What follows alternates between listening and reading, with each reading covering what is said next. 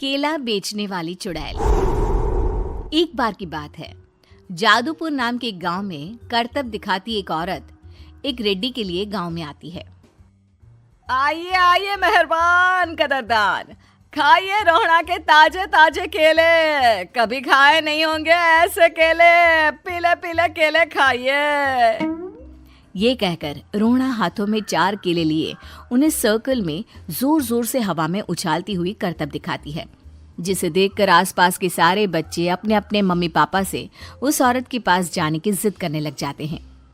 पापा, ऐसा तो सर्कस में बॉल से होता है ना, ये आंटी तो केले से कर रही है। चलिए ना पापा, देखते हैं। रोहड़ा एक पतली सी तार पर चलती हुई केलों से करतब दिखाती है। आते जाते सभी लोग बाहर रुककर उसके करतब देखते हैं और वाह वाही करते नहीं थकते। जैसे ही एक आदमी पास आकर उसे पैसे देने लग जाता है, तब वो कहती है, अरे नहीं नहीं साहब, मैं करतब तो बच्चों के मन को बहलाने के लिए करती हूँ। धंधा तो मेरा केले का है। पीछे देखो मेरी रिड्डी, जो भी मेरे केले खाएगा मेरी तरह चुस्त दुरुस्त और तंदुरुस्त हो जाएगा। पता चलता है क्या कि मेरी उम्र 55 की है।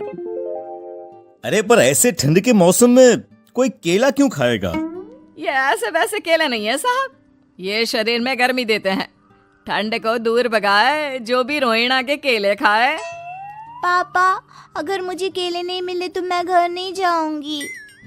तभी उसके पापा कहते हैं कि बेटा, केले ठंड में कभी गर्मी नहीं देते। ये सब कहने की बातें हैं, सामान बेचने का तरीका है इनका। पर पिंकी नहीं मानती। मैं केले खाऊंगी। पिंकी की जिद के आगे नत्थू हार जाता है और उसे केले खरीद कर दे देता है। पिंकी खुश होकर केले घर ले आकर खाती है। अब मैं भी करतब करूंगी, कितना मजा आएगा। जादुई केले। पिंकी पहला केला खत्म भी नहीं करती कि वो बेहोश हो जाती है।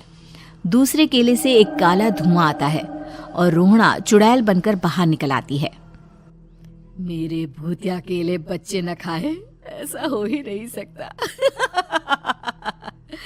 जादूपुर वालों, कब तक बचोगे? आ गई हूं मैं रोहड़ा, जिसका कोई नहीं कर सकता सामना। रोहड़ा पिंकी को गोद में उठाकर काले धुएं में कहीं गायब हो जाती है। शाम के वक्त नत्थू घर लौटता है और पिंकी को घर में ना पाकर उसकी माँ से कहता है, माँ पिंकी कहाँ है? अरे बेटा, उसे तो तू सुबह करतब दिखाने ले गया था ना, फिर कहाँ वापस आए तुम दोनों? मुझे लगा तू उसे अपने साथ मंडी ले गया होगा। हे भगवान, मेरी बच्ची कहाँ गई? मैं उसे घर ही तो छोड़कर गया था माँ। नत्थू गांव के घर कोने में अपनी बेटी को ढूंढता है, पर उसे वो कहीं नहीं मिलती। परेशान होकर आखिर रो रो कर नत्थू हिम्मत हार कर घर लौट आता है। अगली सुबह रोहड़ा फिर से करतब दिखाने आती है और इस बार पिंकी की तरह रोनी केले खरीद लेता है। 50 रुपए दिए थे पापा ने, सारे पैसों की मैंने केले खरीद लिए हैं। अब मैं भी आंटी की तरह ही करतबबाज बन जाऊंगा। यही सोचते हुए रोनी केले खाता है और पहला अकेला केला आधा खत्म भी नहीं करता कि चुड़ैल उसके सामने आ जाती है। मेरे साथ चलने का समय आ गया है रोनी। ये तो बस शुरुआत है। अब इस गांव के सारे बच्चे धीरे धीरे मेरे कब्जे में होंगे, एक बच्चा भी नहीं बचेगा। ये कहकर रोनी को गोद में लेकर काले धुएं में अदृश्य हो जाती है। इसके बाद हर रोज गांव में से कोई ना कोई बच्चा गायब होता, पर ऐसा क्यों हो रहा है किसी को भी समझ में नहीं आ पा रहा था। रोज की तरह अपनी बेटी पिंकी की तलाश में नत्थू गांव के एक तालाब के पास बैठा रो रहा था। कहाँ गई मेरी पिंकी? शकुंतला के जाने के बाद एक वही तो मेरा सहारा थी। अरे उसकी आत्मा कोस रही होगी मुझे कि मैं अपनी बच्ची को संभाल भी नहीं पाया। नत्थू ये कहता हुआ रो ही रहा था कि तभी तालाब में से उसे शकुंतला की आवाज सुनाई देती है। कहाँ थी तुम शकुंतला? हमारी बच्ची और सारे गायब हुए बच्चे रोहड़ा के कब्जे में हैं। वो बच्चों को जो केले देती है उससे बच्चे बेहोश हो जाते हैं और उसके कब्जे में आ जाते हैं और वो उन्हें ले जाकर काली दुनिया में ले जाती है। पर वो ऐसा क्यों कर रही है? ये मैं नहीं जानती, पर उस दुनिया का रास्ता मैं आपको बता सकती हूँ।